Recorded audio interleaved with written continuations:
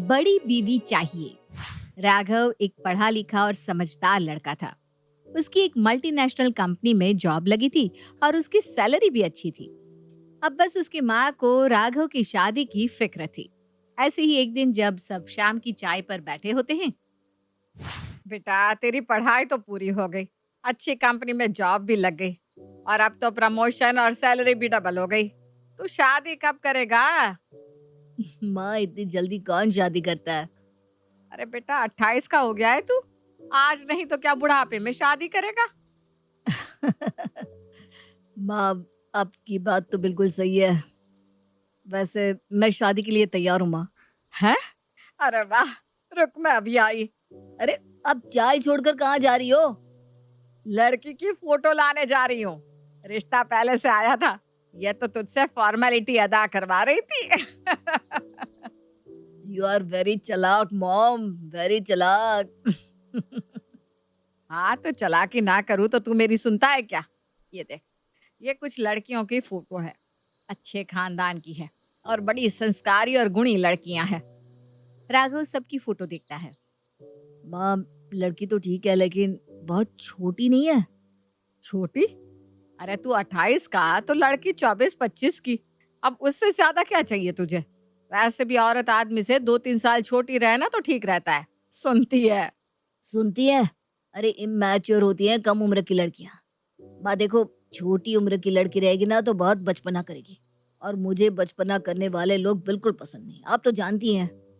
हाँ बेटा, जैसे तूने तो कभी बचपना किया ही नहीं। और ये जो कर रहा है ना तू, कम उम्र की लड़की नहीं चाहिए, ये भी बचपना ही है। नहीं, ये समझदारी है। मैं कम उम्र की लड़के से शादी नहीं करूंगा माँ।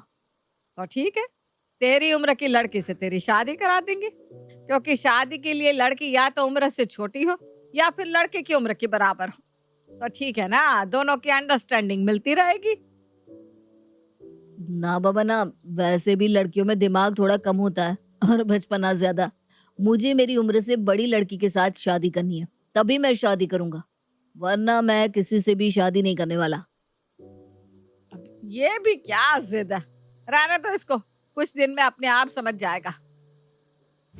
माँ को तो लगा कि शादी की बात को थोड़ा पॉज देंगे तो शायद बेटा मान जाए, लेकिन राघव तो बड़ी उम्र की लड़की से शादी करने के लिए जिद पकड़ कर बैठ जाता है। देखो भगवान, आज 6 महीने बीत गए, लेकिन ना तुम मान रही हो और ना राघव। अब उम्र बीत जाएगी तो कोई अच्छी लड़की भी नहीं मिलेगी। सही कह रहे हो जी। और मैं बिना नाती पोता देखे स्वर्ग नहीं सिधारना चाहती, वरना मर तो जाऊंगी पर आत्मा यहीं भटकेगी। आज ही राघव से बात करती हूँ। वहीं शाम को जब राघव घर आता है तो बेटा राघव, ये बता, तेरी नजर में कोई लड़की है क्या तेरी उम्र से बड़ी, जो तुझे पसंद हो? मतलब आप उम्र से बड़ी लड़की से मेरी शादी करने को तैयार है? हाँ बेटा। माँ, मेरी नजर में तो नहीं है, आप ही देख लो। और फिर सीता जी पंडित को बुलवाकर राघव के लिए उसकी उम्र से बड़ी लड़की के रिश्ते तलाशने लगती हैं। ये देखो बहन जी, ये लड़की दिखने में, काम करने में, समझदारी में, संस्कार में, सब में अव्वल है अव्वल, लेकिन उम्र थोड़ी सी ज्यादा है। अरे जब बेटे को ही बड़ी उम्र की लड़की चाहिए तो क्या ही फर्क पड़ता है अब। बस लड़की के परिवार से मिलवा दीजिए पंडित जी। जी जी, मैं आज ही बात करता हूँ उनसे। जिसके बाद पंडित जी लड़की वालों से बात करते हैं और राघव और मनीषा की फैमिली आपस में मिलती है। राघव को मनीषा बहुत पसंद आती है, जिसके बाद राघव की शादी उसकी उम्र से 7 साल बड़ी लड़की मनीषा से हो जाती है। मनीषा वाकई में काफी समझदार, बोल्ड और डिसिप्लिन्ड लड़की थी। वहीं सुहाग रात वाले दिन, ये लीजिए, दूध पी लीजिए। राघव दूध पीता है और ग्लास टेबल पर ही आड़ा रख देता है। ये देखकर मनीषा के भौं चढ़ जाते हैं। क्या हुआ? ये ग्लास ऐसे रखते हैं क्या? इसे अभी जाके किचन में रख कर आओ। अरे लेकिन मेरी जान। हाँ, झूठा ग्लास रात में टेबल पर ऐसे नहीं रखते। और ये कोई मैनर है? ऐसे दूध पी के ग्लास लुढ़का दिया आपने। फिर राघव बिना कुछ कहे ग्लास किचन में रख कर आता है। शायद दूध की मिठास से रात में चींटी लग जाती ग्लास में, इसीलिए मनीषा ने ऐसा कहा होगा, कोई ना। फिर वो कमरे में आता है। वहीं अगली सुबह मनीषा ब्रह्म मुहूर्त में ही उठ जाती है और राघव को भी उठाने लगती है। ए जी उठो, सुबह हो गई। अरे यार, अभी आधी रात है, 4 बजे कौन उठता है? इंसान उठते हैं, तुम क्या 10 बजे सो के उठना चाहते हो? हाँ, मेरा ऑफिस 11 बजे का होता है ना, तो 10 बजे आराम से उठकर निकल जाऊंगा। 10 बजे उठना इज नॉट अ मैनर। सुबह उठो, योगा करो, एक्सरसाइज करो, वॉक पर चलो, सुबह की दिनचर्या अच्छे से करो, वरना इतनी देर से सो के उठोगे तो पूरी लाइफ ऐसे ही निकल जाएगी। कुछ ना देख पाओगे ना सीख पाओगे। मनीषा, यार इतनी सुबह ना मुझसे नहीं उठा जाता। आदत डाल लो। उठो चलो, योगा करना है। फिट नहीं रहोगे तो बीमारी घेरने लगेगी। और फिर मनीषा राघव को जगाकर उसे अपने साथ योगा कराती है और उसे मॉर्निंग वॉक पर भी ले जाती है। और जब दोनों वॉक से रिटर्न आते हैं, क्या बात है राघव बेटा, आज इतनी जल्दी उठ गया और मॉर्निंग वॉक करके वापस भी आ गया। यही तो है उम्र से बड़ी और मैच्योर बहू लाने का फायदा। जी पापा। जब राघव नहाकर ऑफिस के लिए तैयार होता है तो भीगी टॉवल बेड पर फेंक देता है और कमरे में पानी पानी होता है। कंघी में उसके बाल होते हैं।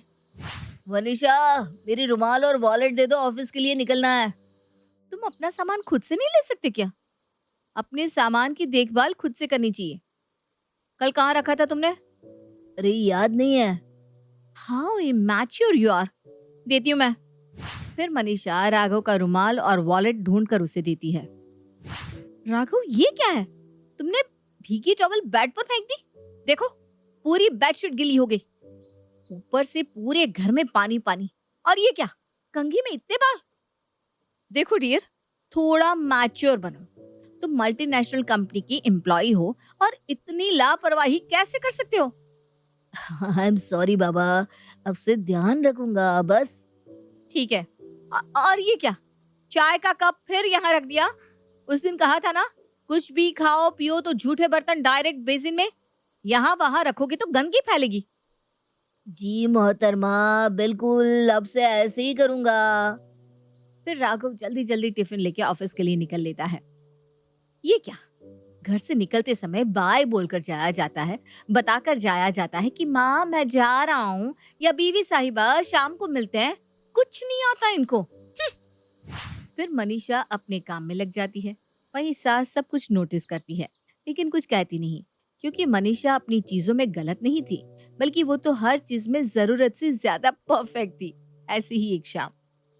मनीषा, शाम के 7 बजे मैंने टिकट बुक की है मूवी की, तैयार है ना? मैं आऊंगा पिकअप करने। ठीक है। मनीषा शाम में ऑन टाइम तैयार होकर बैठ जाती है। वहीं राघव को आने में देर हो जाती है। देखो तो, मुझे कह रहे थे ऑन टाइम रहने को, और कितने बजे आए हो? अरे 7:15 बज गए, सॉरी यार मैं लेट हो गया, ऑफिस में आज कुछ ज्यादा ही काम था। मेरी जान, अगर आप किसी को टाइम देते हो तो ऑन टाइम रहना भी सीख लो। हर बार आपको हर चीज सिखानी पड़ती है, रिमाइंडर देना पड़ता है, फिर भी नहीं समझते कुछ। आई एम सॉरी यार। अब अंदर कहाँ जा रहे हो? मूवी नहीं जानी? नहीं, अब मूड नहीं है। देखो, ये एक और चीज बेकार है। समझदारी का मतलब ये होता है कि अगर आप एक बार अपनी जुबान से कुछ कह देते हो तो अपनी बातों पर, अपनी चीजों पर अमल करो। अरे बस करो ना ये लेक्चर देना। मैं कोई कॉलेज की प्रोफेसर नहीं हूँ जो लेक्चर दूं। वैसे भी आप ये एक समझदार और मैच्योर बीवी चाहते थे, तो समझदारी से आप भी रहिए। जी। फिर राघव का मूड ऑफ हो जाता है और लेट भी हो जाता है, जिस कारण दोनों मूवी नहीं जाते। ऐसे ही शाम में जब परिवार साथ बैठा होता है। क्या हुआ बेटा, आजकल बड़ा परेशान रहता है तू? पापा, भाभी ने चाबी घुमा दी है। अरे चुप रह तू, ज्यादा जुबान ना चलाया कर। मैंने गलत क्या कहा? भैया को मैच्योर बीवी चाहिए थी, अब मैच्योर बीवी मिली है तो हैंडल ही नहीं हो पा रही। क्यों बेटा, नंदिनी सही कह रही है क्या? बात तो सही है, लेकिन डिसीजन भी तो मेरा ही था ना, उम्र से बड़ी बीवी का। अब अगर घर वालों को कुछ बोला तो मुझे ही दोष देंगे सब। अरे पापा, ये तो कुछ भी कहती है। नहीं तो क्या, बहू तो मुझे खरा सोना मिली है। समझदार है और एकदम परफेक्ट। 1 इंच भी यहाँ वहाँ चीजें नहीं होती उसके रहते, और ना ही बातें। एक ऐसी बहुएं रहती है, काम यहाँ कर रही है और कान वहाँ है। लेकिन मेरी बहू काम से काम बस। काम से काम रहना चाहिए माँ जी, सुखी जीवन का मूल मंत्र है। अब इनको देख लो, आप फैमिली के साथ बैठे हो, मोबाइल चलाना जरूरी है क्या? खाते समय मोबाइल, नहाते समय मोबाइल, सोते समय मोबाइल, फैमिली के साथ भी मोबाइल। ये अच्छी बात नहीं है। आप उम्र से तो बड़े हो गए हो, लेकिन अब भी बच्चे ही हो। ये सुनकर राघव का दिमाग और भी ज्यादा खराब हो जाता है। वो मनीषा की इतनी ज्यादा समझदारी और डिसिप्लिन वाली चीजों से परेशान हो गया था, जिस कारण वो वहां से उठकर कमरे में चला जाता है। देखो, अब कुछ बोलो तो फिर चाइल्डिश बिहेवियर, उठकर ही चले गए अब तो। अरे बेटा, कभी कभी इंसान पर काम का भी प्रेशर होता है। मैं देखती हूँ। हाँ जी माँ जी। तभी माँ राघव के पास जाती है। अरे क्या हुआ बेटा? आप तो सब देख ही रही हो माँ, आपसे क्या छुपाऊं? हाँ तो अच्छा ही है ना, एकदम परफेक्ट बहू तो मिली है। तूने सही कहा था बेटा, उम्र से बड़ी लड़की आएगी तो मैच्योर रहेगी, समझदार रहेगी, सब अच्छे से संभाल लेगी। और मनीषा बिल्कुल वैसी ही है। सीरियसली माँ, अगर समझदारी ऐसी है तो मुझे नहीं चाहिए समझदार लड़की। यार, उठना बैठना खाना पीना मेरी एक एक हरकत पर टोकती रहती है। इतना तक कि अगर कमरे में गंदे कपड़े भी रख दिए तो उस पे भी क्लास लगा देती है कि इसे वॉशिंग मशीन के पास रख कर आओ। क्योंकि बेटा, तू अब उसके सामने इमेच्योर बन गया है और तेरी हरकतें भी वैसी ही है। अब तो आप भी अपनी बहू की साइड लेने लगी हो माँ। मैं ही फंस गया।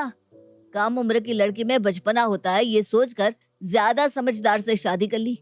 अब ऐसा लगता है कि ना कम उम्र की लड़की के साथ शादी करनी चाहिए और ना ही ज्यादा। दोनों की उम्र बराबर हो तभी ठीक है। माँ, अब तू ही कुछ कर सकती है। माँ, बचा ले मुझे। अब इतनी समझदारी का क्या ही फायदा बच्चे, अब तो शादी हो चुकी है बेटा, भुगतो।